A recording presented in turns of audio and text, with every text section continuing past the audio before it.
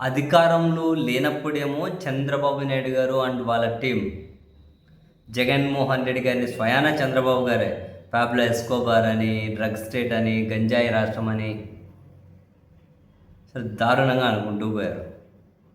Scene cut చేస్తే విడిగా గంజాయి కిలోల కిలోలు దొరుకుతుంది. చివరికి వాళ్ళ ఎంపీనే గంజాయి పార్టీలో పట్టుబడే పరిస్థితి. సో మరి అప్పటికప్పుడు ఏదో స్పందించినట్లు లేకపోతే తీవ్ర చెడ్డ పేరు వస్తుందేమో అనుకున్నారు. దీని మీద లిఖితపూర్వక సమాధానం కావాలి, వివరణ కావాలి.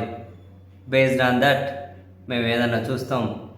అప్పటి వరకు మీరు పార్టీ కార్యకలాపాలకు పక్కన ఉండాలి అని చెప్పి తెలుగుదేశం పార్టీ నుండి ఆయనకు షోకాజ్ నోటీసులు వెళ్ళాయి. మామూలుగా శుక్రవారం లాస్టు ఆ షోకాజ్ నోటీసులకు సమాధానం బేస్తవారం రాత్రి, అంటే గురువారం రాత్రే, అంటే థర్స్డే నైటే ఆయన వివరణ పంపారట. ఆశ్చర్యకరంగా తెలుగుదేశం పార్టీ మీడియా ఆయన పంపించిన వివరణను కూడా రహస్యంగానే ఉంచుతున్నారు. ఇది జనాలకు తెలుసుకునేది ఏమి ఉండదా?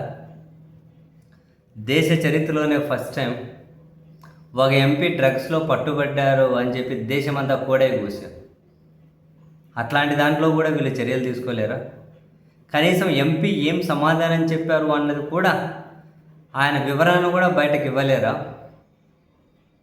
ఇప్పుడు ఏం చర్యలు తీసుకుంటారు? కాలానికి మతిమరుపు ఎక్కువలే అని చెప్పి దాన్ని ఫాలో అవుతూ దీన్ని ఇలానే వదిలేస్తారా? అసలు ఏమైంది ఫైనల్గా? ఆయన వివరణ ఏంటి?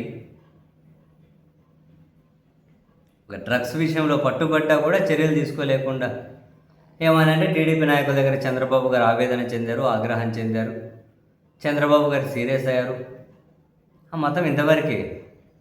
ఎదుటి వాళ్ళది ఇప్పుడు ఒక ఎంపీ డ్రగ్స్ దాంట్లో పట్టుబడడం కాదు, ఎదుటి వేరే వీళ్ళ ప్రత్యర్థి పార్టీలు ఒక కార్యకర్త ఎక్కడైనా కనుక డ్రగ్స్ రిలేటెడ్ అని ఒక కార్యకర్త ఇరుక్కున్నా ఇంకా అదంతా మొత్తం జగన్కే లింక్ ఉంది, జగనే చేయించాడని అందరూ హోంశాఖ మంత్రి గారు, ముఖ్యమంత్రి గారు, ఉప ముఖ్యమంత్రి గారు, లోకేష్ గారు వరుస పెట్టి ఇంకా వాళ్ళ టీవీ ఛానళ్ళు అయితే ఈ చిత్ర పనికిమాలని కూర్చోబెట్టుకొని ఎన్ని రోజులు డిబేట్లు పెట్టేవాళ్ళు. ఒక కార్యకర్త ఏదైనా పట్టుబడ్డా, ఇంకా ఒక ఎంపీనే పట్టుబడ్డా కూడా చర్యలు తీసుకునే ధైర్యం ఆ పార్టీకి లేదు.